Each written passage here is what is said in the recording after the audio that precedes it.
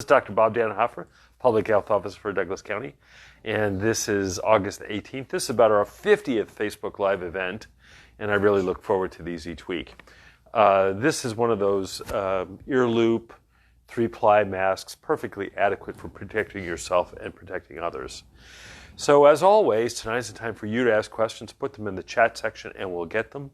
The last time we asked people to write something that only somebody from Douglas County would know to keep out the bots. We think we have another way to do that, but I still love to see all the things that people love about Douglas County. And since we're talking about grim things, it's always nice to have something fun. So write down those things you like about Douglas County. So starting as we always do at the top, in the world, this is still very active with 22.3 million cases, and we're sure we're missing plenty more. 784,000 deaths. And the world seems to be stuck at 250 to 300,000 new cases a day. Looked like it was coming down a week or so ago, but it's really flattened out now. And the death rate is actually starting to go up again at about 6,000 deaths a day. Still very active in the U.S., Brazil, and India, but we're also seeing a lot of activity in Peru, Colombia, Mexico, and the Philippines. And the Philippines is going to really be a bit of a worry because the Philippines is similarly fairly densely packed in the places where people live, and it could spread quickly. In Oregon, we're stubbornly staying 200 to 400 cases a day, and that's problematic. And again, much of the disease is Malheur County, Umatilla County, and in the Portland area. I think Umatilla County really is a worry, a much smaller county than we are, and they've already had 19 deaths. Umatilla, a smaller county than ours, and they've had 28 deaths. So we really do worry about the high death rates in these areas. So it's not just, oh, there's a lot of disease, but we don't have to worry about it. There really are deaths associated with this. I'm going to give you a number here for you to think about because this is compared to Douglas County. So in Oregon, overall, there were 48 cases per 100,000 population per week. And the test positivity over the last week, that is what percent of the test was positive, was 5.4%. Because in Douglas County, our case rate was 8 per 100,000 per week. 48 in the state, 8 in Douglas County, and our positivity was 1%. And so really got this under pretty good control. The county numbers are now low enough that K all the way through 12 could open if we can maintain this over the next 3 weeks. And I pray that we can do that. Again, most of the cases we've seen have been related to travel and to gatherings, so please be careful with gatherings, and especially with gatherings with people from out of state. We only have 162 cases total, only 15 today in isolation, so a number of the big cases that had happened a few weeks ago have gotten better and they've gotten removed from isolation. So only have 15 in isolation, which is the lowest we've had in about 3 weeks, so that's great. We're seeing a couple things. One is testing is now more widely available and the turnaround time is better. So a couple of weeks ago we were talking about 2-week turnaround time. Our turnaround time is now more like 2 to 4 days, which is great. Still, 6 months in, we're still tight on some supplies. And the FDA acknowledged last week that there's some areas that were still in tight supply. So gowns, non-latex gloves, masks, swabs, reagents, which are the chemicals you need for the test, and ventilators are all in short supply, and the FDA predicts that these are going to last until the end of the public health emergency. So what we were thinking is over the summer we'd have a decrease in cases, we'd build up the stuff for the onslaught in the fall, but we didn't. So we're still tight, so we still need to be really careful so we don't outrun our resources. Okay, we've got a bunch of things to talk about tonight, but this is to answer your questions. So Sylvia says, when are saliva tests available? The answer is, I hope soon. With everything with testing, there's been a lot of promises and a lot less delivery than the promises. Saliva tests are pretty simple. So I am hoping within the next month or so, saliva tests will be there. And those who've been watching for a while know that I've been, since March, for Christmas, I asked for a saliva test. So the opinion on the 32-degree masks at Costco, I haven't seen them. So send me a link and I'll take a look. So Amy says, are face masks helping the decline of the spread? Actually, face masks, 2 interesting things came out on face masks this week.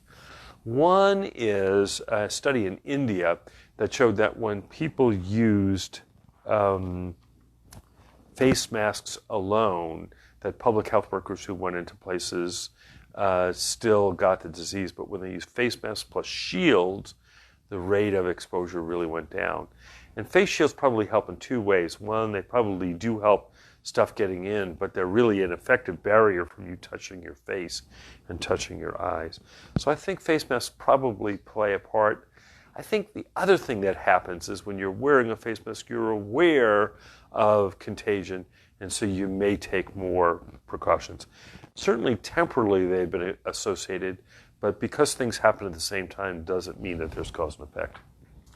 So please explain why we test in the sinuses when droplets from our mouths are spreading the disease or the virus. And the reason is that early on when they were doing these tests, they tested from those 4 different areas, and they found that virus could be most reliably recovered from the deep nasopharynx, and thus these tests originally got approved by doing it in the deep nasopharynx. As the tests get better, we've learned that you can also get virus from these different areas, but because these tests were approved under an emergency use authorization, the cross-correlation of the test has not been done, and it's difficult to know then which is the most accurate test. We know that doing deep nasopharyngeal is probably the most accurate, but also far and away the most uncomfortable. So hopefully over the next bit we're going to figure that out. Okay, so a couple of things.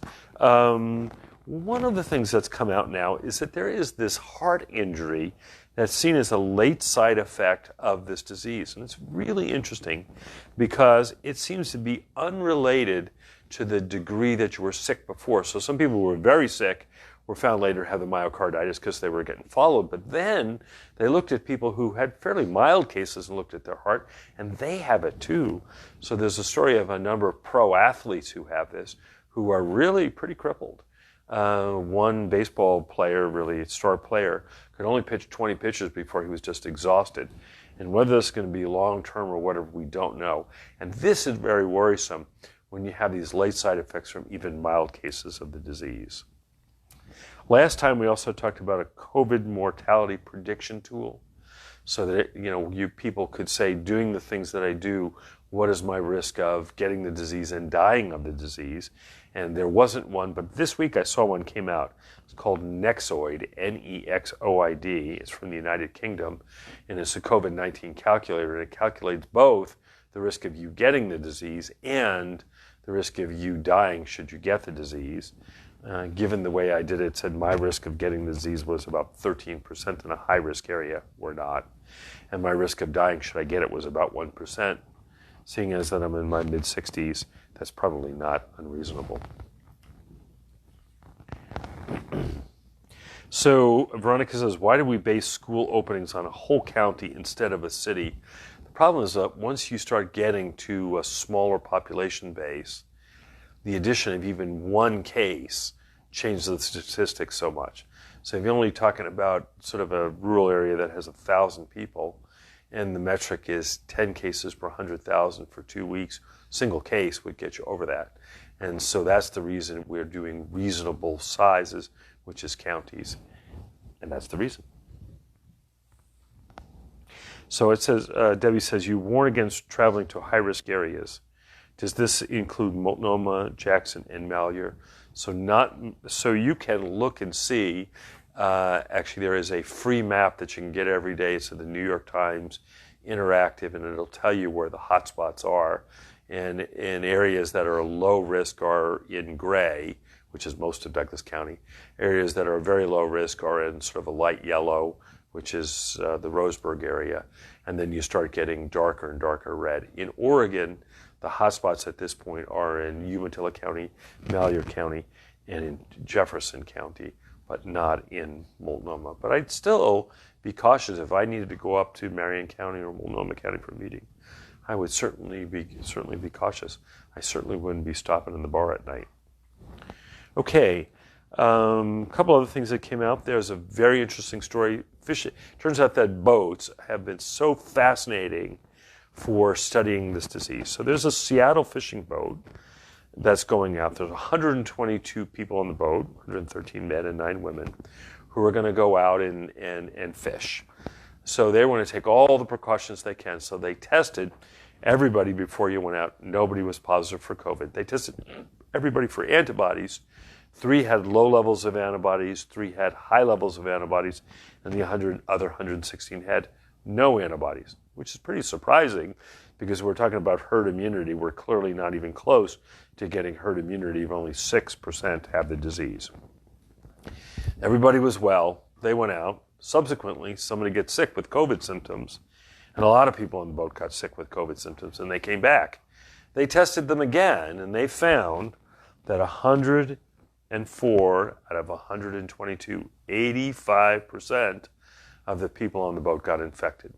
That is stunning. You know, if you go out with a boat with chickenpox, if you go out with a boat with flu, some of the people will get it, but for 85% of the people to get it was just overwhelming, but not dissimilar from what we saw on the Teddy Roosevelt aircraft carrier, not dissimilar what we saw on the Ruby Princess, not dissimilar from what we saw on the Diamond Princess. One of the guys was sick and needed to be hospitalized, so there was some severe disease. Now, what they found was that the 3 of 3 who had the higher levels of antibodies didn't get sick.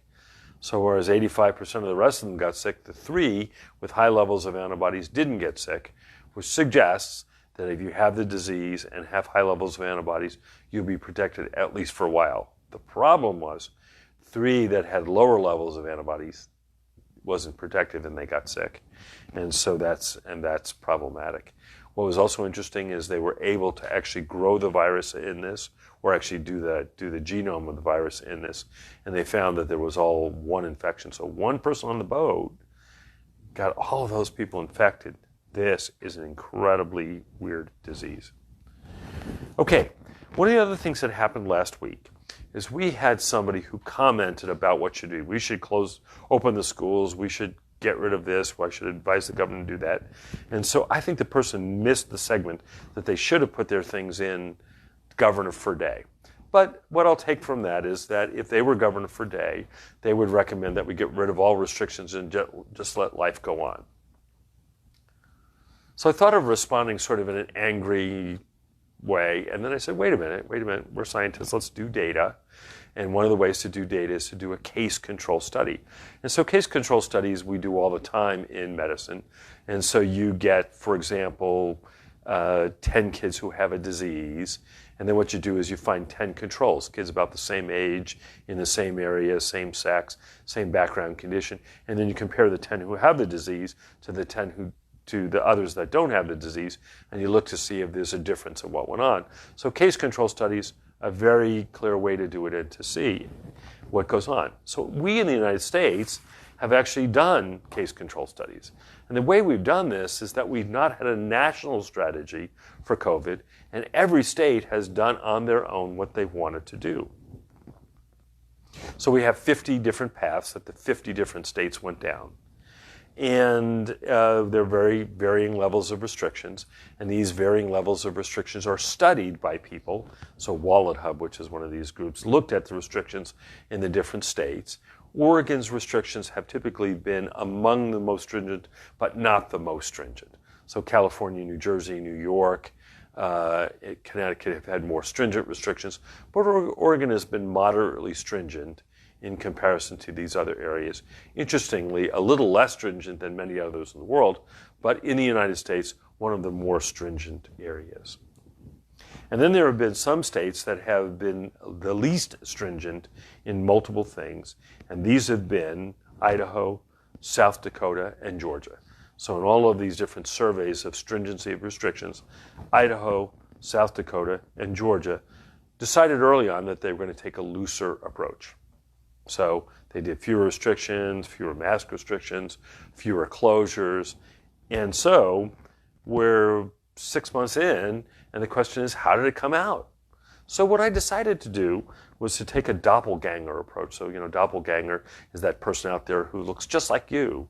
So what I tried to find in each of these states was another county that looked like Douglas County and see how they did.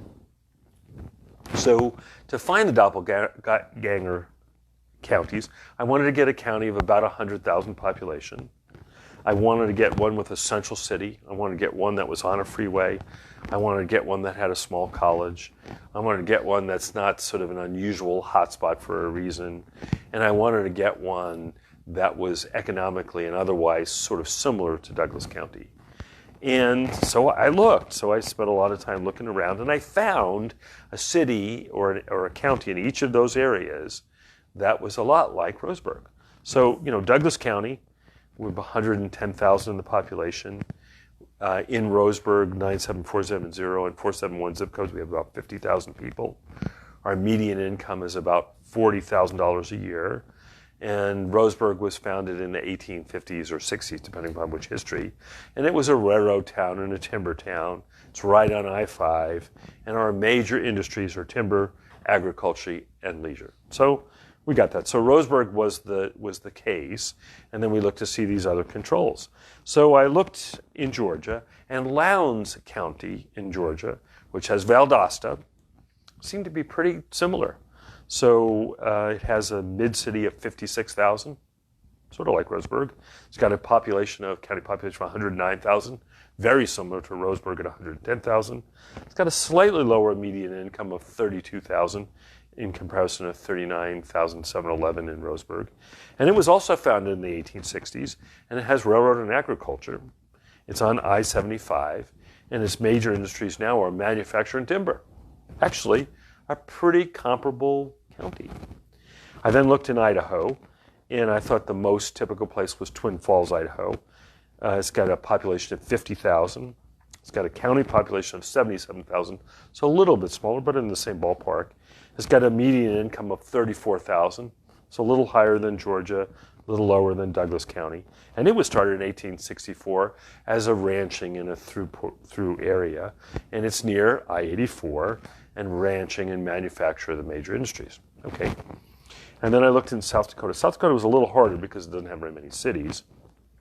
But Pennington County in South Dakota, which has Rapid City in the middle. So Rapid City is a little bit bigger with a population of 77,000, but the county population is about the same at 113,000. And the median income is a little higher than all of these at about 47,000. And it was founded in the 1870s as part of the gold rush.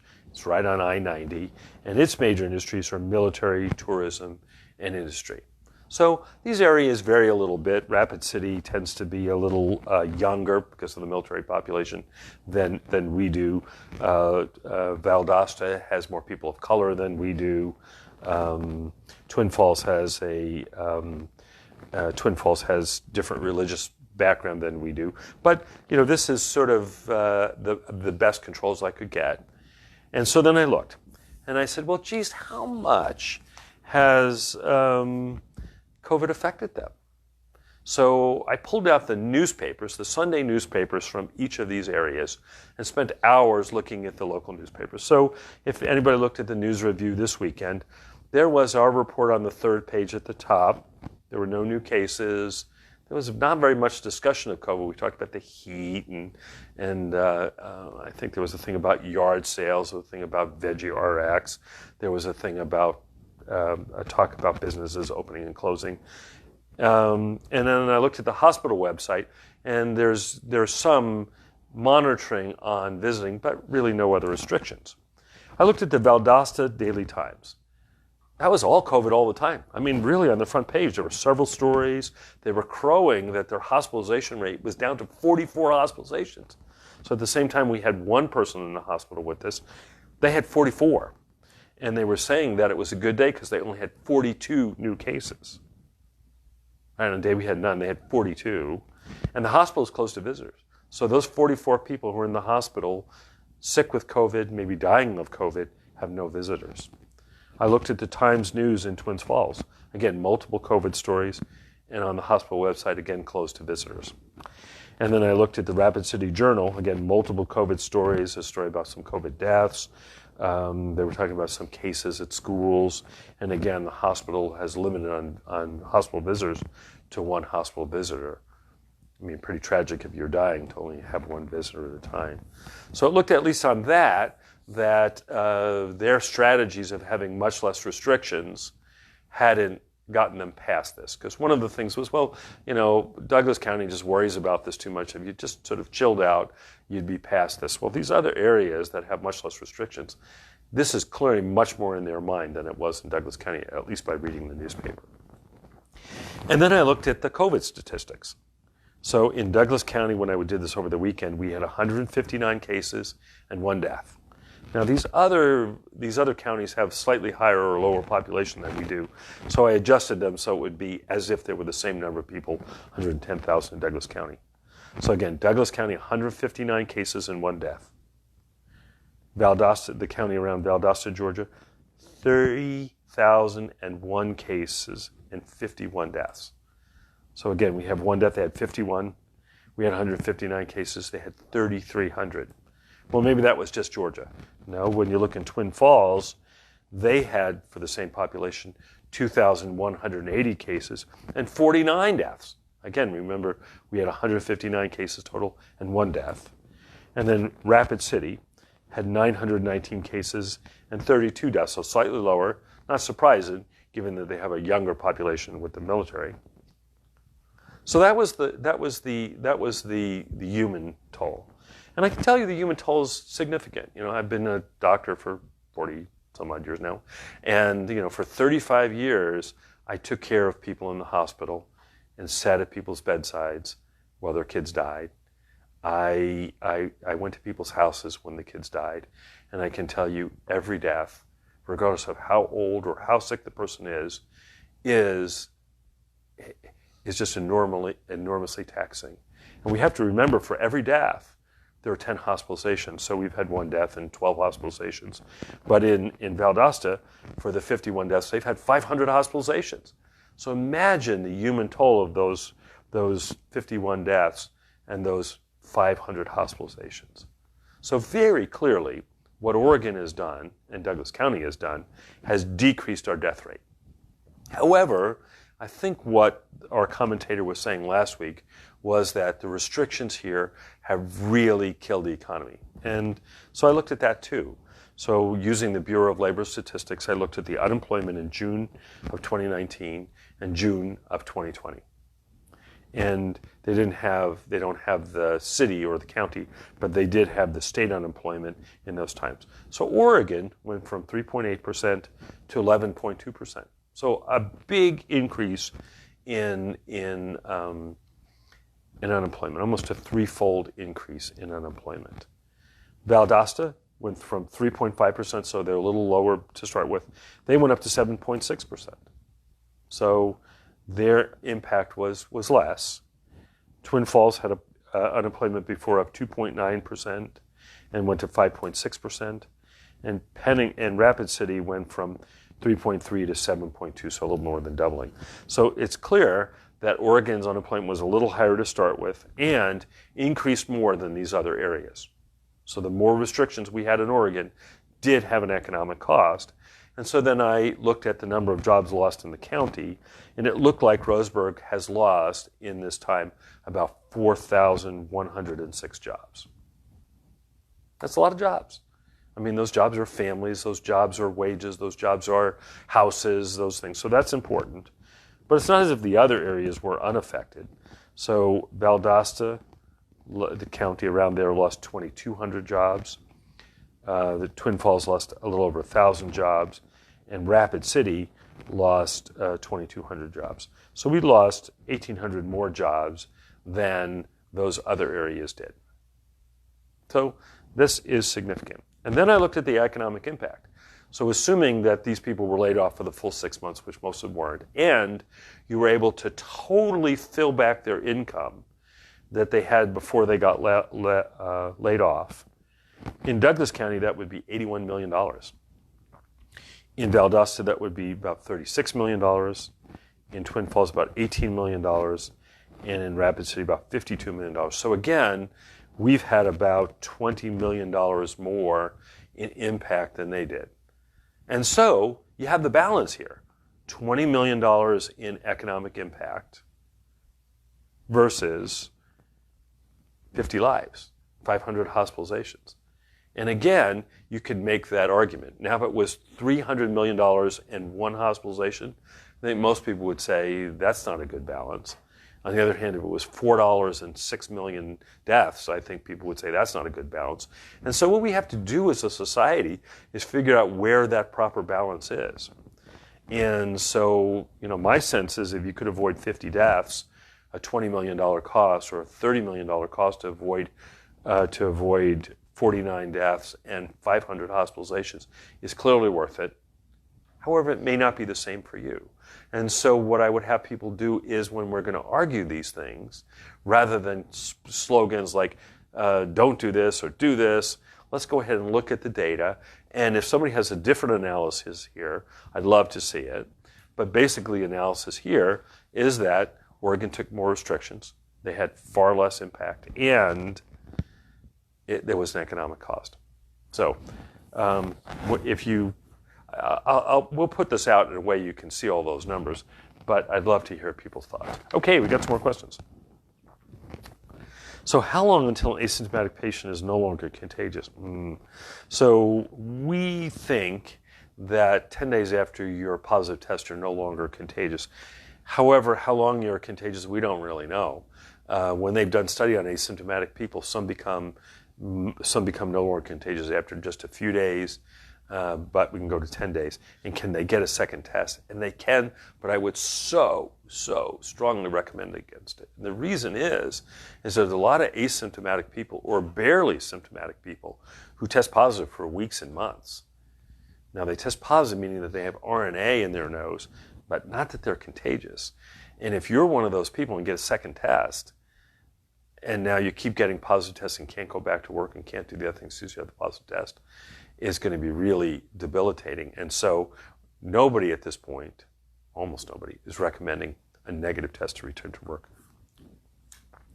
So the question is, My Mask washable? So this one is not. So I get a new one of these every couple of days.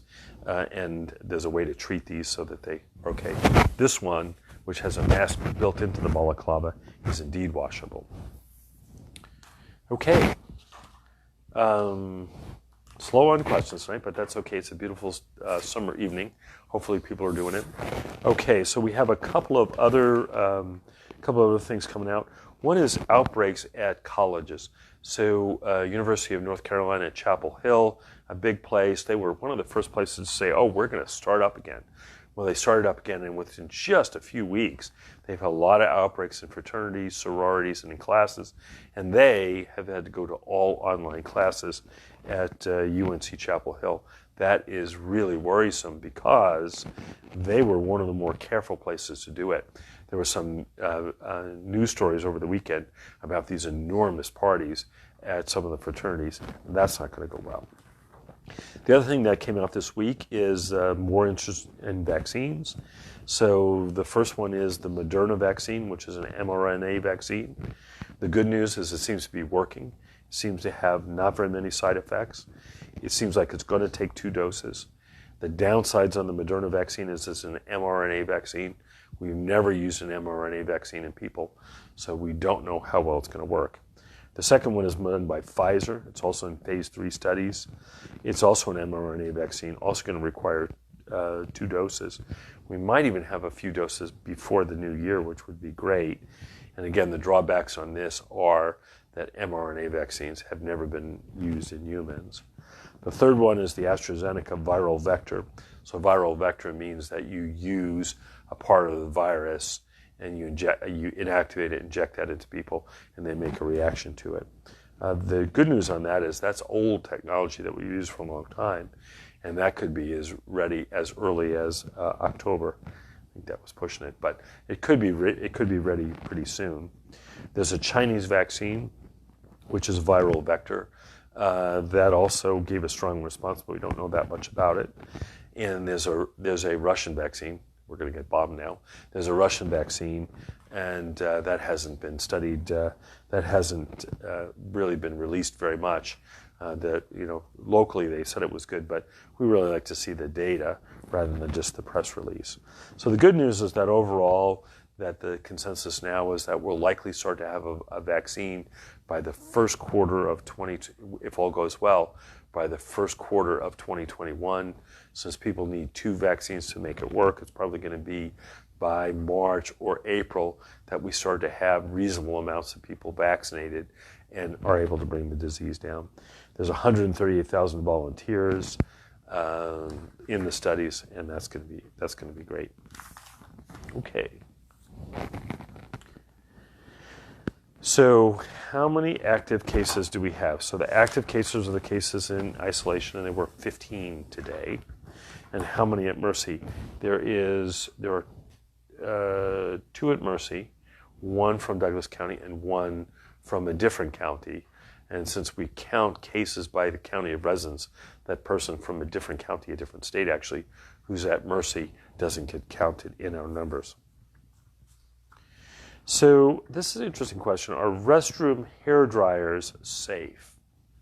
And the question is, do things like hair dryers blow the disease around? Similarly, flushing the toilet, does that blow the disease around or not? There's a lot of study about this.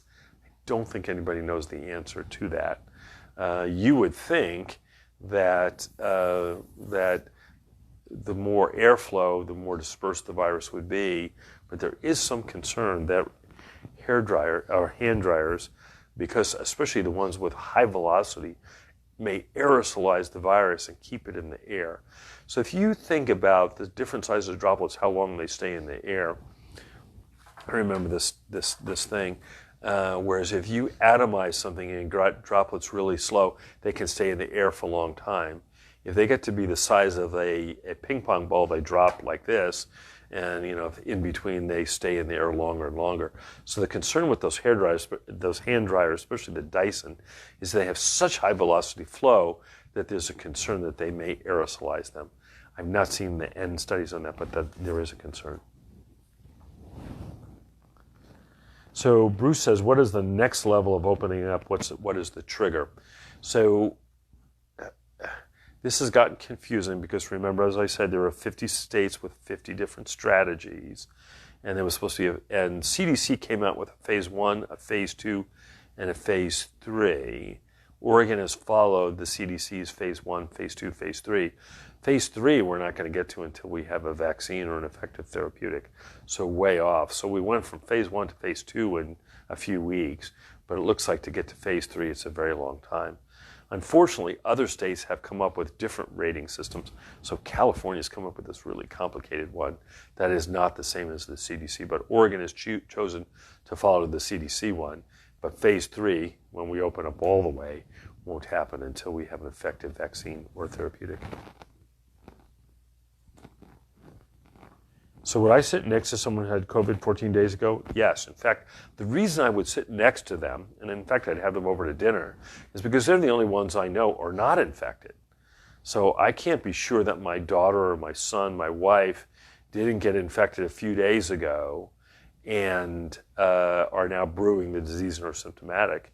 But if I knew that my cousin had diagnosed COVID 14 days ago, that they would no longer be infectious, and they actually could come, and they would be the only one I would know did not have the disease. And so, I talk about my mom a lot. And so she's had no visitors since March, and she's getting a little lonely. My son thought he had the disease in March living in D.C., where there was a lot of disease going around. And he was actually thrilled that he might have had the disease, because if he had the disease, he's the one person that could go visit grandma. Turned out that I never got an antibody test, so he doesn't know. Okay. Well, it's a nice evening. If there are no more questions out there, we'll call this a night tonight. We'll try and post this little doppelganger analysis there. And again, we encourage people, if they look at this analysis and say, it's wrong, Rapid City's nothing like Roseburg, pick a different county. We'll be happy to do that. I actually looked at other counties, it doesn't change very much. So again, if people have questions about that, please let us know. We may do a more engaging presentation of that. Other things, we still have our $50 challenge for anybody who can shed light or give data about my friend got a positive test for COVID but never got tested. Some people have sent me stories that might stem from. There was a letter that went out to veterans that was really badly worded. It went out all the veterans that should have said, if you were recovering from COVID, you could donate convalescent plasma. But the way it was written, it suggested you did have COVID and could do that. So it was bad wording in the letter, but really wasn't a positive result. But this deal where people say they get the positive results, we still want to see that. We're still doing our governor for day. So if you really figured out what the strategy for our governor should be, like lift all restrictions, ban interstate travel, whatever it is, let us know. And to talk about interstate travel, that's a tough one. Again, many of our cases come from, they originate out of state. But we've not seen a person from, and I'll just make up a case, a person from Arizona visiting Crater Lake, giving it to a bunch of people in Douglas County, and then us getting it, in which case banning people from Arizona would be the case. Almost all the cases we have seen have been either a person from Douglas County visiting somebody in Idaho, visiting somebody in California, and then bringing the disease here, or a family member from California coming to a family reunion in Oregon. Those would be really, really hard to stop. I mean, unless you had state troopers at the border stopping people who were driving in for a family reunion, that wouldn't do it. It's not been the visitors. So I was at the coast this weekend, and there were a zillion people at the coast doing dune riding, which actually was probably pretty safe. It was windy, as it usually is at the coast. And these people were fairly widely separated, and they, for the most part, came in their RVs, stayed in their RVs. And so that kind of thing would be safe. So staying in your RV, getting takeout food, riding on the dunes, enjoying the beach, that's probably pretty safe. Again, the places we've seen are the gatherings, the family reunion where everybody gathers for a brunch inside does seem to be the area where this spreads. All right, well, that looks like it for the questions tonight. Again, this is Dr. Bob Dannenhoffer, Public Health Officer of Douglas County. Stay safe, be careful about travel, be careful about gatherings, and keep up the good work because we are so close to reopening schools. Thanks.